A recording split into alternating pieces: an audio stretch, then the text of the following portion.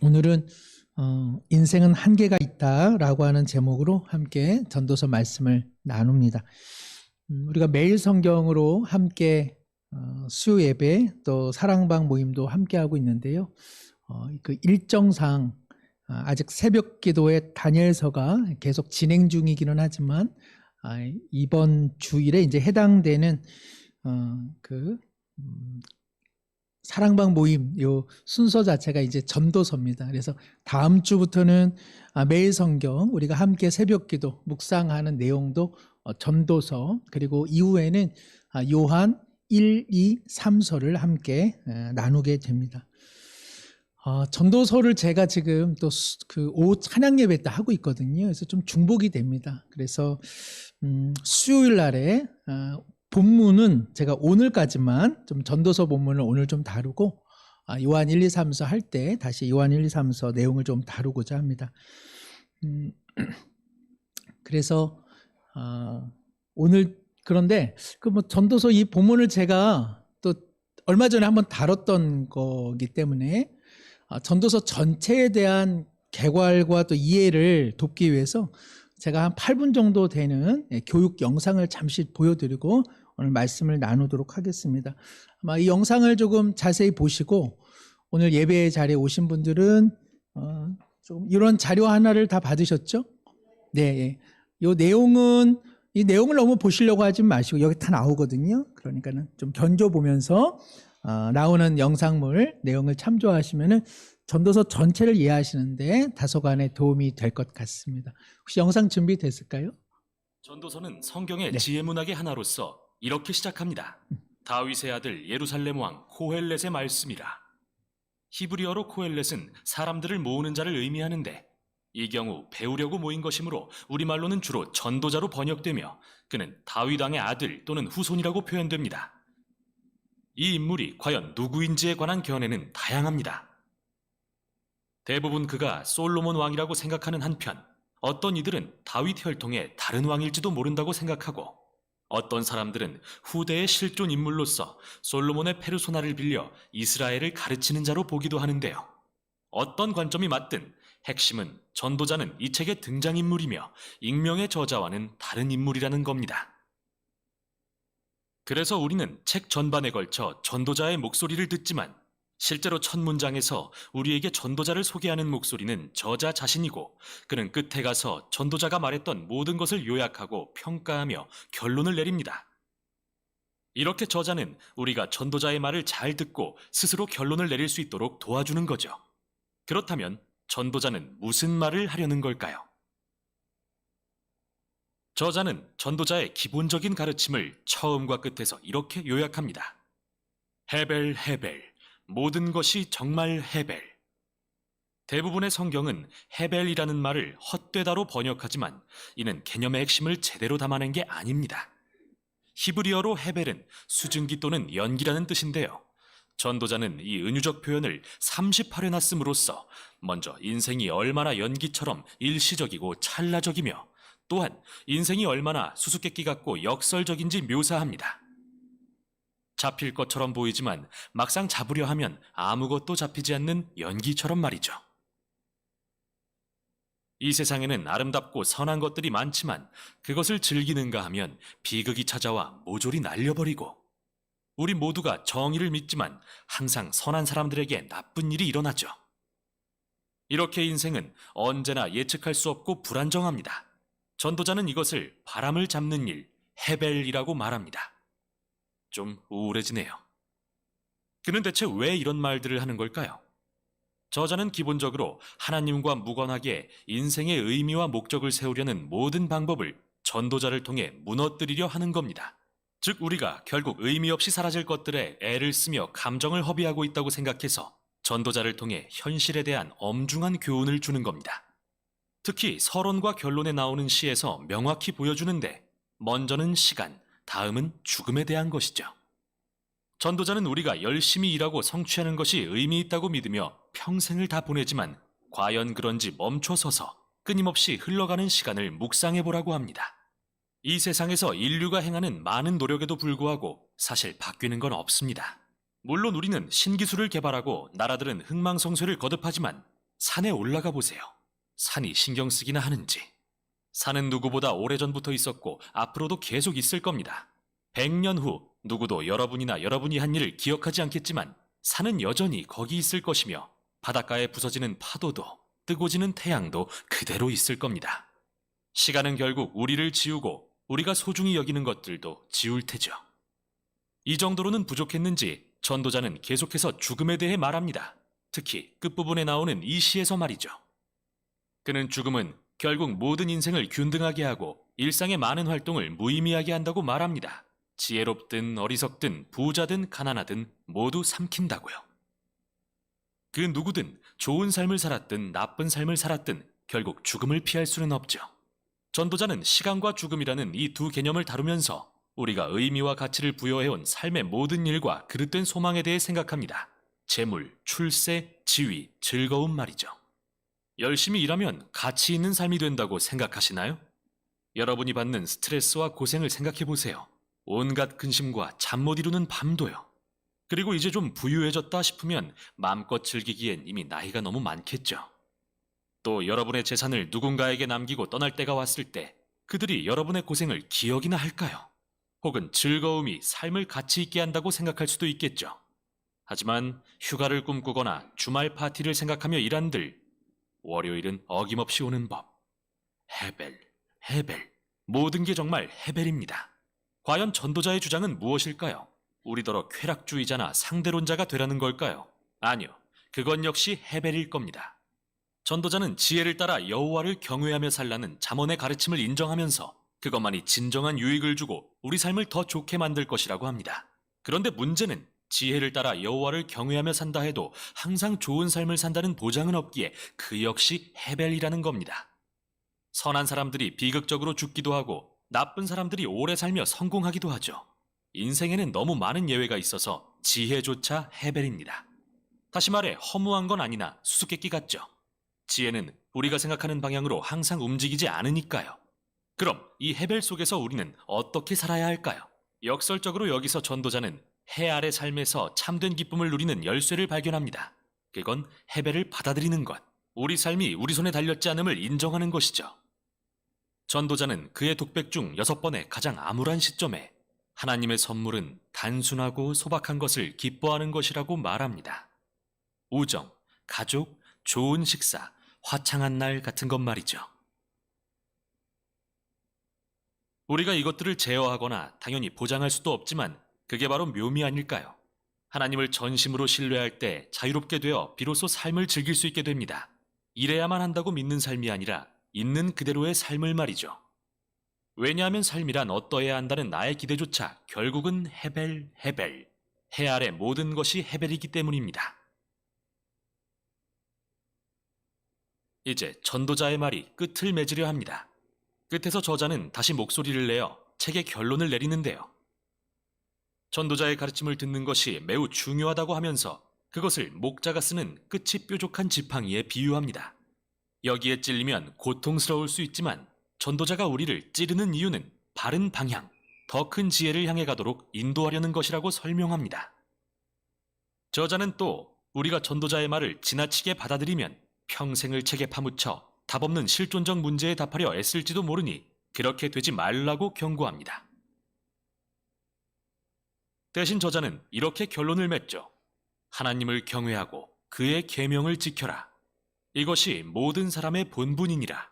하나님은 모든 행위와 모든 은밀한 일을 선악간에 심판하시리라. 이렇게 저자는 전도자를 통해 우리의 그릇된 소망을 지적하고 시간과 죽음 때문에 인생이 전혀 우리 손에 달릴 수 없음을 상기시킵니다. 그러나 삶의 참된 의미는 하나님께서 심판날에 이 모든 해배를 없애고 이 땅에 참 정의를 실현하실 것을 소망할 때 주어집니다. 그 소망이 우리를 하나님 앞에 정직하고 온전하게 살도록 도와줄 것입니다. 비록 삶은 여전히 수수께끼로 가득하지만 말이죠. 바로 이것이 전도서가 전하는 지혜입니다. 감사합니다. 예. 조금 이해하시는데 도움이 되실 것 같은가요? 예. 한번 한 분 한 분 나오셔가지고 한번 설명해 보시겠어요? 옆에 있는 분들하고 한번 나눠 보셔도 좋긴 해요, 사실은요. 예. 아마 대강 한번 들으셨고, 이것은 이제 바이블 프로젝트라고 각 성경에 대한 개괄 내용을 유튜브에 자세하게 이렇게 옮겨 놓은 좋은 영상이 있습니다. 그래서 혹시나 뭐 앞으로 뭐 다니엘서 내가 잘 모르겠다 싶으면은 이런 영상은 좋습니다. 그래서 한번 유튜브 같은 데다가 바이블 프로젝트 다니엘서, 바이블 프로젝트 요한복음 이러면은 전체 개괄에 대한 좋은 내용들이 이렇게 제시가 될 것 같습니다. 좀 그래도 한눈에 좀 들어오는 맛은 느끼셨을 것 같습니다. 예. 오늘 재밌는 내용 하나를 여기서 짚어주는데, 그러니까 전도서가 1장 1절에 보시면 다윗의 아들 예루살렘 왕 전도자의 말씀이라 해가지고 전도서의 저자가 이제 이 전도서의 중요한 그 스피커, 말하는 사람이 누군지를 잠깐 소개하고 있다는 것이죠. 그 사람은 누구냐? 다윗의 아들 예루살렘 왕. 이러니까 이제 여기 나온 것처럼 흔히 이제 솔로몬 이렇게 생각하는데, 제가 일전에도 한번 말씀드렸지만 그냥 솔로몬으로 규정하기보다는 코헬렛, 회중을 모아 하나님의 말씀을 전하는 어떠한 전도자, 지혜자, 설교자, 이렇게 기억하고 이 이야기를 한번 들어보라고 지금 전도서 기자가 그 사람의 말을 지금 이렇게 표현해내고 있는 것이죠. 이 전도자가 뭐라고 합니까? 우리가 2절에 너무나 유명한 말, 전도자가 이르되 시작, 헛되고 헛되며 헛되고 헛되니 모든 것이 헛되도다. 예. 오늘 여기 그 내용에 잘 나왔습니다. 그죠? 예. 헛되다라고 할 때 이것이 히브리어로 뭐라고 되어 있나요? 헤벨 이렇게 되어 있죠. 예. 제가 이제 헤벨거리고 있다 이렇게도 한번 이야기를 했었는데요. 헤벨이라고 하는 그 말이 갖고 있는 의미는 이렇게 공기, 바람, 수증기, 그리고 이런 하나의 호흡, 이런 것들, 또 안개, 이런 것들의 어떤 공통점은 뭐가 있나요? 잡혀지지가 않죠, 그죠? 예. 잡고 싶은데 잡아지지 않고, 가두고 싶은데 가둬지지 않고, 멈춰놓고 싶은데 멈춰지지 않고, 이런 것들, 인생이 헤벨과 같다고 이제 전도서 기자가 이야기하면서 왜 헤벨과 같은지를 이제 전도서 기자가 쭉 이야기를 하게 되는 것이죠. 우리 성도님들께서도 언제 조금 인생이 헤벨, 내가 분명히 여기다가 쌓아두었는데, 내가 분명히 내가 통제할 수 있으리라 생각했는데, 분명히 내가 여기에 잘 가둬뒀는데 열어보니 없고, 돌이켜보니 사라졌고, 내 손에 있는 줄 알았는데 물 빠지듯 잃어버린 것들 뭐가 있으세요? 아름다운 피부, 미모, 또 뭐가 있을까요? 또 얼마간에 모았던 좀 돈, 혹은 인생의 좋은 경험들, 또 자녀를 키워왔던 삶의 보람들, 그런 것들, 그런 것도 여전히 품에 넣어서 수첩처럼 보고 싶고 또 만지고 싶고 돌아가고 싶지만은 돌아갈 수 없는 것, 그래서 내 뜻대로 안 되는 것, 붙잡고 싶은데 붙잡혀지지 않는 것, 모셔두고 싶은데 모셔지지 않는 것, 가둬놓고 나만 보고 싶은데 사라져버리는 것, 이런 것들, 그런 것들이 우리 인생을 둘러싸고 있다고 전도서 기자가 이야기하고 있습니다. 아마 우리 조금 연배가 많으시거나 또 조금 연소한 저 같은 사람도 참 인생의 때때로는 저녁 노을처럼 찬바람이 불어오는 듯한 이런 허무감들, 또 조금 아쉬움들, 안타까움들, 이런 것들은 누구나 다 경험하는 것 아닌가 그런 생각이 듭니다. 그러다 보니까 3절에 이 전도자가 해 아래서 수고하는 모든 수고가 사람에게 무슨 유익이 있는가. 참 열심히 키워놨는데, 그리고 안 먹고 벌어보겠다고 벌어놨는데, 그리고 아끼면서 살았는데, 그리고 내 나름대로 건강도 챙겼는데, 그렇게 애쓰고 그렇게 절제하고 그렇게 최선을 다했던 삶의 일들이 때때로는 아무 유익이 없는 것 같은 그러한 때가 있더라. 이렇게 성경은 말씀하고 있습니다. 수고라는 말이 이제 받을 숫자에다가 괴로울 고니까 이제 이렇게 노동한다는 거, 일한다는 게 참 어려운 일이잖아요. 노는 게 그래서 너무 놀면은 또 그것도 힘들지만, 일하면은 사람이 피곤한 건, 인간은 어떤 존재? 그렇게 일을 좋아하는 존재는 아니라는 사실이죠. 뭐 노는 것도 너무 놀면 피곤은 하겠습니다만은, 하나님께서 우리를 노동하는 존재로 만드셨죠. 그래서 노동과 일이라고 하는 것이 늘 타락의 그 결과는 아닙니다. 그래서 하나님께서 아담을 밭을 경작하는 자로 불러주셨기 때문에 일이라고 하는 것은 우리에게 소중한 삶의 일부가 되는 것이죠. 다만 이제 타락 후에는 이 일이라고 하는 것이 괴로움에, 또 땀에, 그리고 인생의 엉겅퀴와 다투는 이런 수고가 되고 만 것, 여기에 이제 우리의 비극이 있다고 할 수 있겠습니다.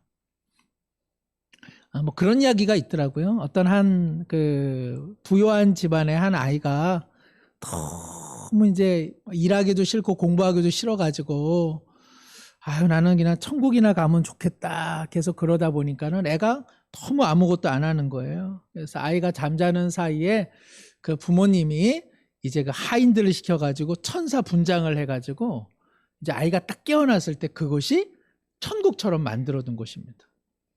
아이가 일어나니까는 좀 달라 보이거든요. 그래가지고 여기가 어딥니까? 그러니까 천국입니다.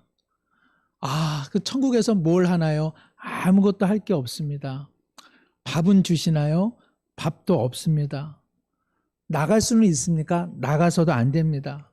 그럼 제가 뭘 할 수 있나요? 그냥 누워 계시면 됩니다. 그러다 보니까 이 아이가 하루 이틀 지나니까 너무 힘이 든 거죠. 그래서 이제 그 아이가 다시 기도합니다.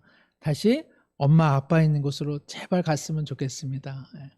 사람이 일을 하지 않는 것이 주는 그 무료함, 그리고 무력감도 때때로는 큰 괴로움이 되는 것이죠.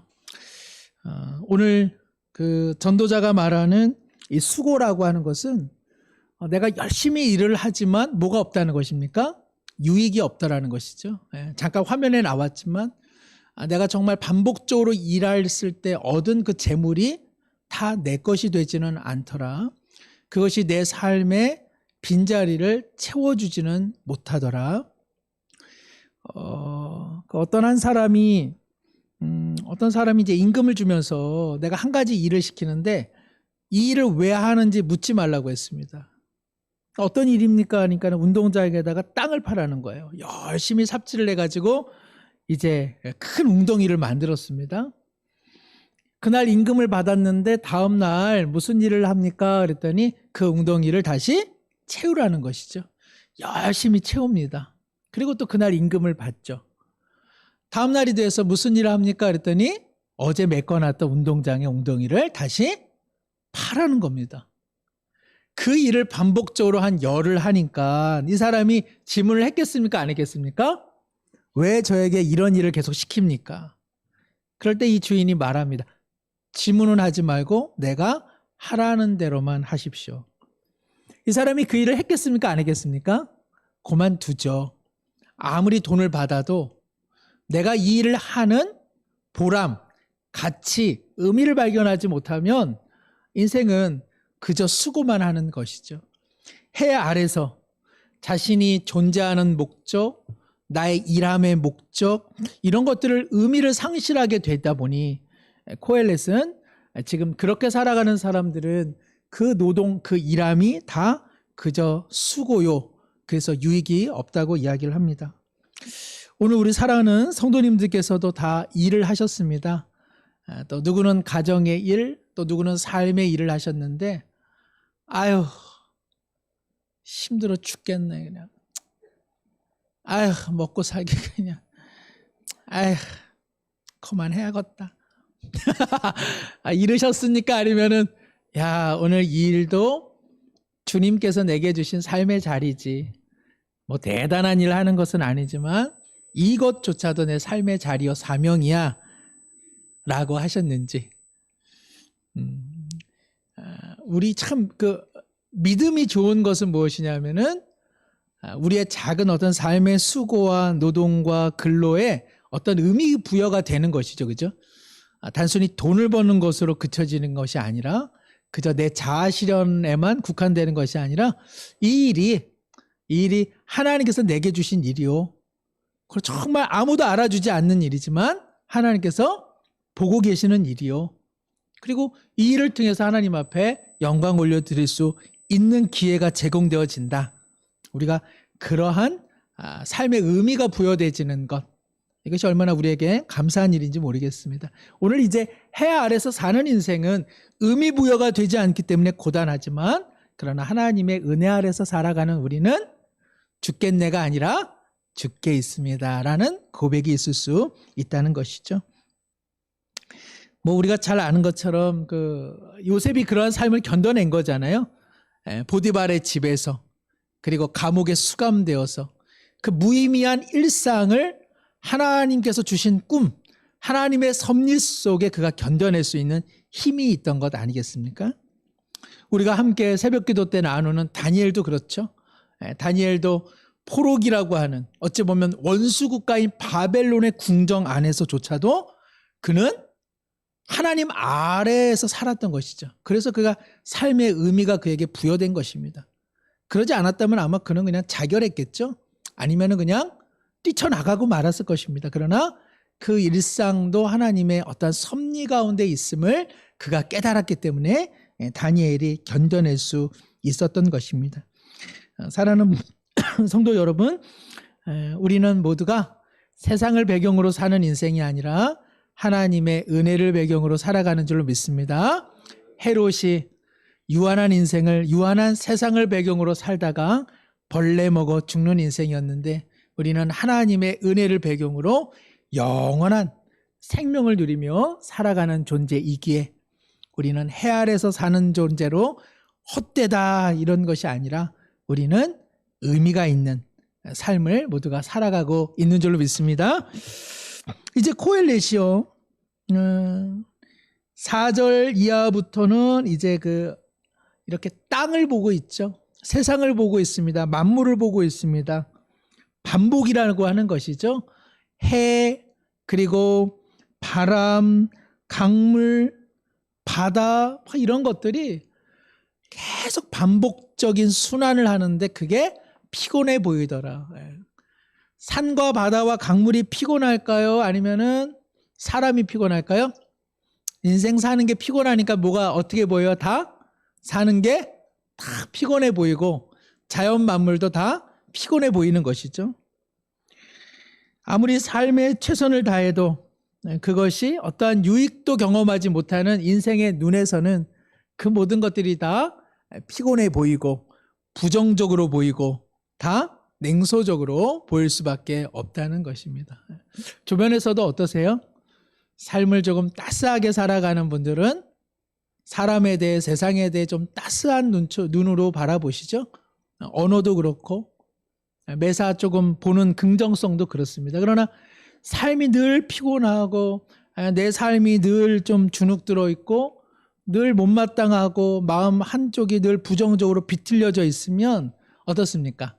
말하는 것, 대화하는 것, 사람과 또 세상을 보는 것도 늘 좀 비틀어져 있습니다. 지금 코엘렛이 보는 일반의 사람들의 마음의 피곤함 그리고 이로 인한 수고와 괴로움으로 인해서 살아가는 모든 것들을 다 피곤하고 힘들고 그리고 부정적으로 보더라는 것이죠. 그러면서도요, 사람들이요, 11절에 보시면, 10절, 11절에 보시면은, 이렇게 자기의 인생이 늘 기억되기를 원하는 것이죠. 누군가에게 의미가 부여되어지는 인생, 나라는 존재가 좀 기억되었으면 하는 마음들이 누구에게나 일반에게 있다는 것이죠. 그러나 코엘렛이 말합니다. 그런 일은 거의 없다는 것이죠. 저도 생각해 보니까는요, 저희 할아버님의 성함은 제가 기억하거든요. 근데 제 증조 할아버님은 성함을 잘 모르겠습니다. 뼈대가 없어서 그런지 몰라도. 고조 할아버지도 기억 못 하겠습니다. 단군 할아버지는 압니다만. 저희 할아버님 묘자리가 어디였는지도 이제는 잘 모르겠습니다. 제가 졸업한 신학대학원이 이제 사당역 근처에 있어서 거의 갈 일이 없는데 예전에 한번 이제 우연히 갔다가 밖에 서점에 이렇게 책이 있습니다. 목회자들은 이게 책 욕심이 많습니다. 읽지는 않아도 꽂아두면 좋아요, 기분이. 오늘 이제 전도서 기자가 그러지 말라고 되어 있습니다만은 이렇게 보는데요. 무슨 책이 70% 세일 이렇게 되어 있더라고요.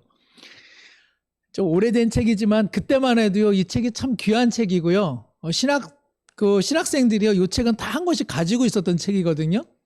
그래가지고 이렇게 가가지고 이 책 있어요? 그러면 없어요? 그러면 다음에 그러면 살 테니까 이렇게 막 예약도 해놓고 그랬던 책이에요. 근데 갔더니 그 책이 70% 세일해가지고 밖에 나와 있더라고요. 먼지 자욱하게 이렇게 쌓여져 있고요. 오늘 말씀해 보니까는 새로운 것도 없거니와 이전 것이 기억되는 일이 거의 없더라. 어느 저자가 그 얘기를 하더라고요. 자기가 무슨 책을 사려고 중고서점을 갔는데 거기에 자기 책이 밖에 나와 있더라. 필요한 사람 가져가라. 이렇게 되어 있더라는 것입니다. 미국의 어느 저명한 목사님 이야기입니다. 그 목사님이 대학교에서 럭비팀 주장이었는데 자기 집으로 어느 날 한 해묵은 트로피 하나가 배달이 됐더래요.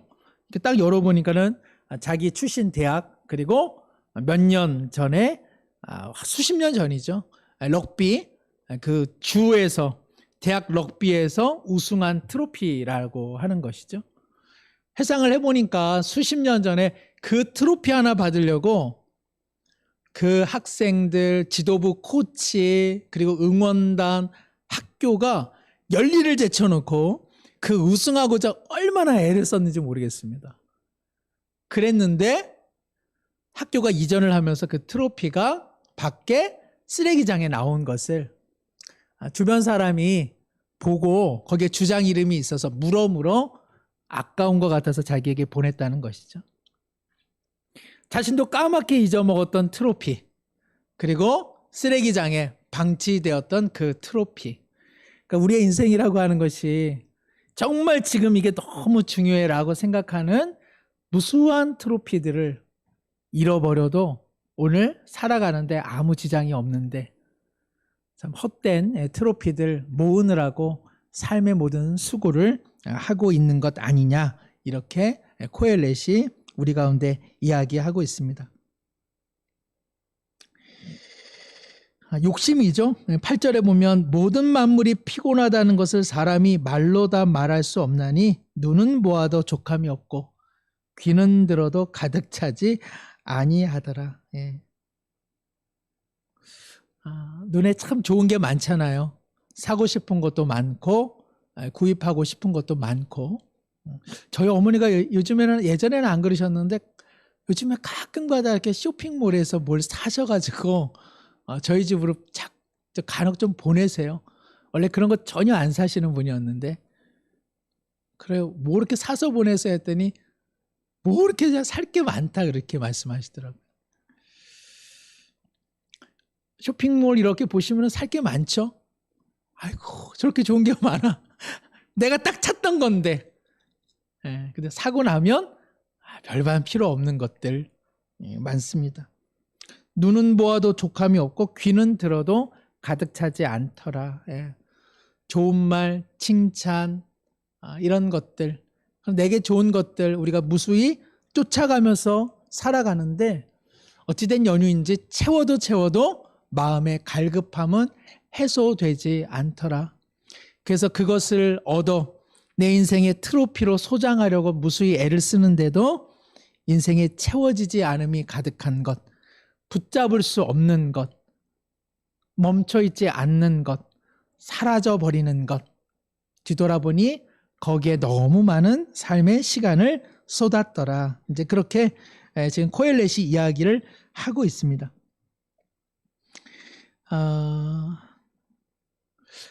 신앙생활에 있어서 그렇기 때문에 우리가 정말 감사할 수밖에 없는 것은 무엇이냐. 이제 아까 우리 이 영상에도 나왔죠. 이렇게 헤벨, 헛됨을 강조하는 것은 인생이 헛되다라고 하는 것을 말해줌으로써 무엇을 찾게 하는 것이죠? 하나님을, 영원하신 하나님을 경외하게 하려고 지금 코엘렛이 고단수로 지금 이야기를 하고 있는 것이죠. 우리도 어떻습니까? 주님을 믿기 시작할 때는 저도 사실은 이제 재수하면서 인생의 허무함을 제가 경험하면서 교회로 발걸음을 옮겼거든요. 재수생이 인생의 허무함을 발견하여 교회로 옮겼을 때는 그 마음의 소망은 무엇이었을까요? 하나님을 잘 믿어 원하는 대학에 가면 좋겠다. 그것이 숨은 동기죠. 질병에 걸린 사람이 하나님을 믿어 무엇을 원하겠습니까? 육신의 질병으로부터 고침받기를 원하는 것이죠. 물질에 어려움이 있는 사람이 교회의 문턱을 넘어섰다? 뭐죠? 물질의 문제가 좀 해결되어지고 아주 부자는 아니더라도 먹고 사는 일에 너무 전전긍긍하면서 살고 싶지는 않아 교회 문턱에 발을 내딛게 되는 것인데, 그런데 막상 기독교 신앙 안에 오면 어떤 일이 벌어지죠?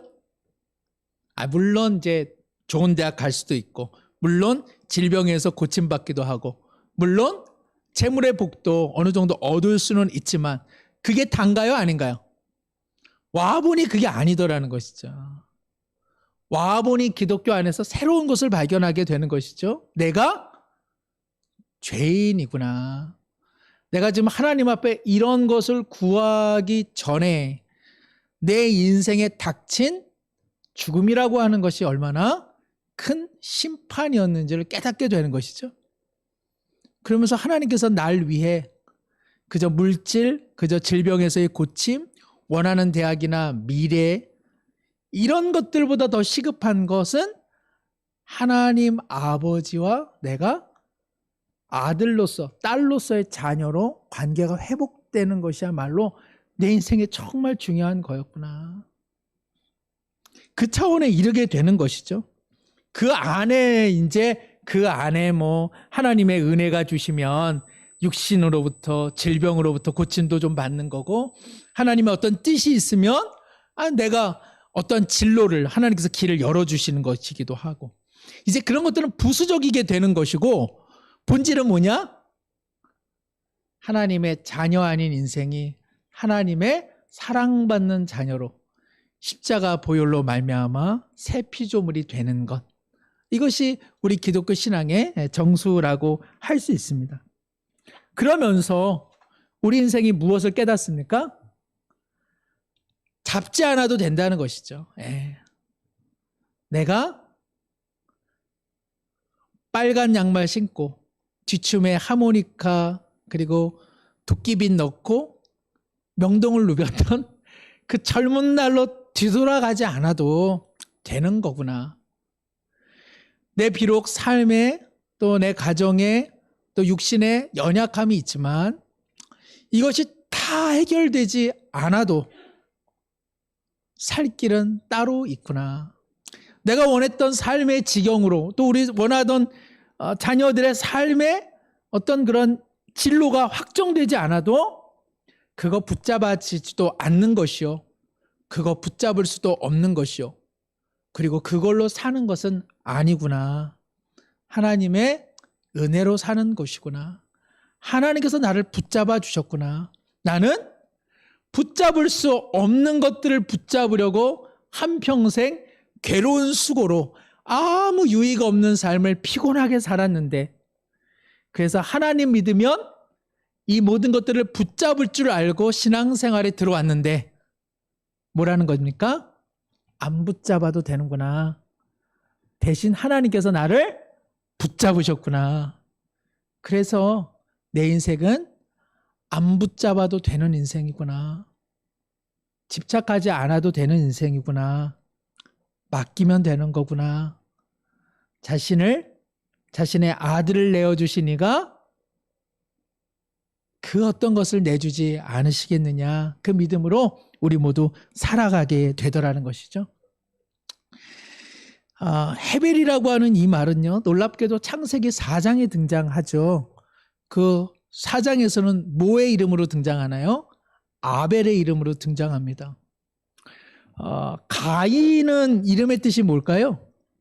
얻다, 소유하다입니다. 그러니까는 아담이 범죄하여 에덴 동쪽, 에덴에서 추방당했지만 그가 등남함으로 하나님께서 비록 에덴에서 우리를 추방하셨지만 생명을 주심으로 위로해 주시는구나. 내가 얻었다, 내 소유. 그래서 가인입니다. 그런데 참 놀랍게도 둘째 아들의 이름은 아벨. 이 아벨이 그 헤벨하고 같은 이름의 어원을 갖고 있습니다. 잘 모르겠지만 아담이 뭔가를 느꼈던 것 같아요. 아하, 하나님을 떠나 살아가는 삶의 소유와 얻음이라고 하는 것이 적막하고 이거 다가 아니구나. 그러면서 그의 아들의 이름을 아벨, 즉 수증기, 공기, 붙잡을 수 없음, 이런 뜻으로 이렇게 호명을 한 것이죠. 누가 이겼습니까? 소유가 붙잡을 수 없는 아벨을 이겨서 아벨이 그만 무참히 살해되지 않았습니까? 그런데 가인도 어떻습니까? 다시 그 머문 삶의 자리에서 또 추방당해서 유리방황하게 됐죠.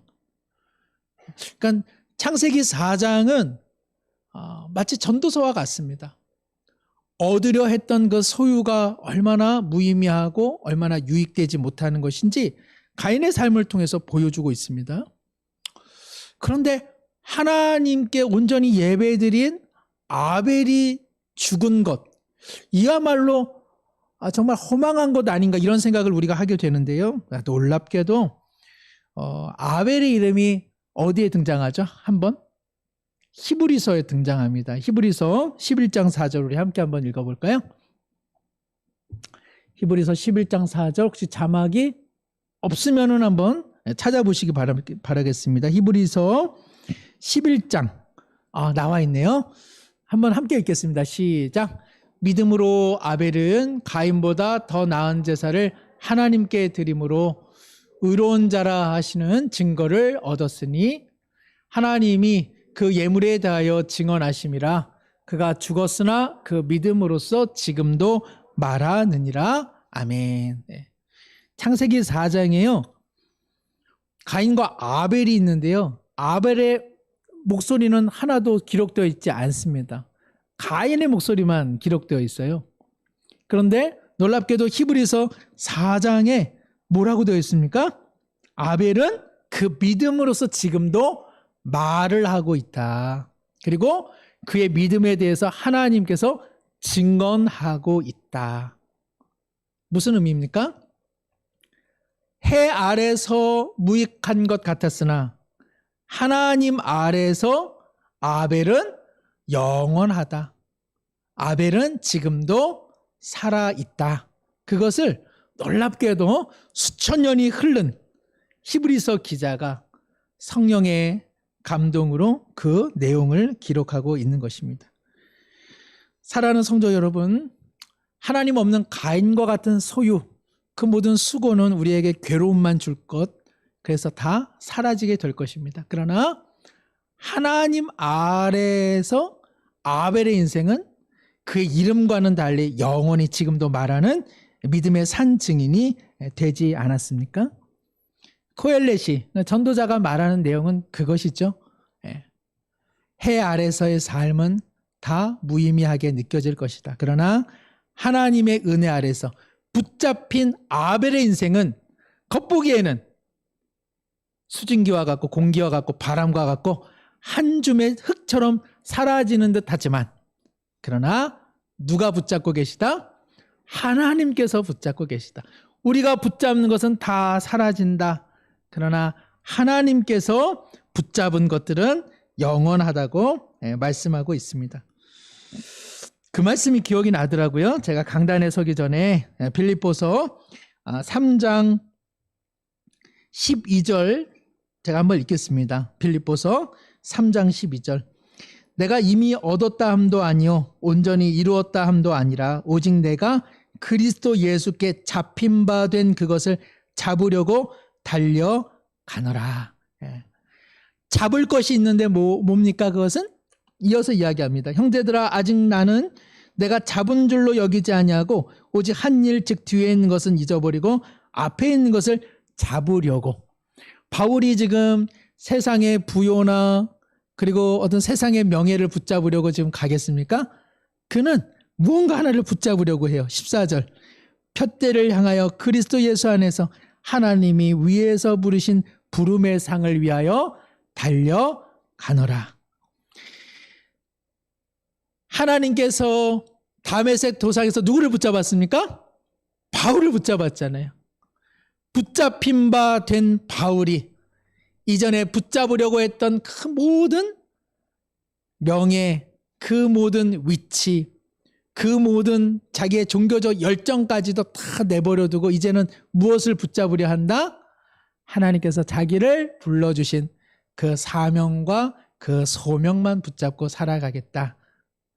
우리 사랑하는 우리 모두가 정말 모두가 헛된 것을 붙잡으려고 하는 이 괴로운 인생 속에서도 하나님의 은혜 아래서 우리를 붙잡아 주셔서 우리도 하나님의 푯대를 향하여 그리고 주님의 나라를 위하여 날마다 붙잡아 주신 주님 의지하여 하나님 영원한 믿음의 증인으로 살아가게 하여 주시옵소서. 해 아래 사는 인생이 아니라 하나님의 은혜, 하나님의 은총, 하나님의 영원한 섭리 아래 살아가고 있음을 다시 한번 행복하고 감사하고 우리 기쁨으로 함께 이 시간 잠시 고백하고 제가 마침 기도하겠습니다.